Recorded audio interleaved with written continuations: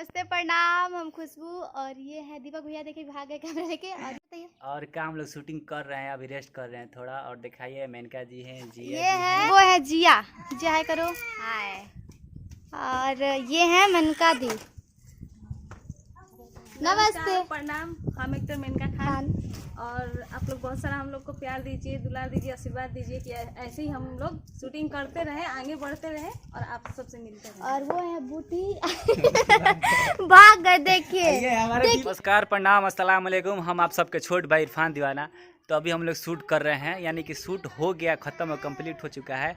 और आप लोग को हम मिलाते हैं खुशबू राज से। तो आइए खुशबू जी, हमारे इस चैनल पे आपका वेलकम है।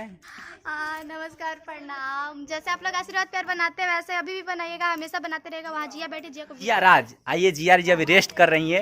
तो जिया कुछ बोलिए। नमस्ते, आप लोग कैसे हैं? कैसे? बढ़िया होंगे। और कुछ उम्मीद है कि बोलिए। अच्छे ही होंगे।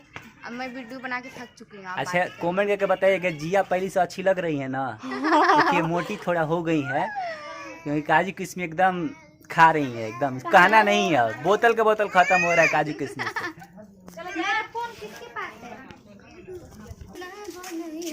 तो अभी हम लोग फाइनली शूट खत्म हो चुका है, तो हम लोग अपने अपने रूम पे जा रहे हैं। और बने रहिए हमारे चैनल पे दीवाना मस्ती पे।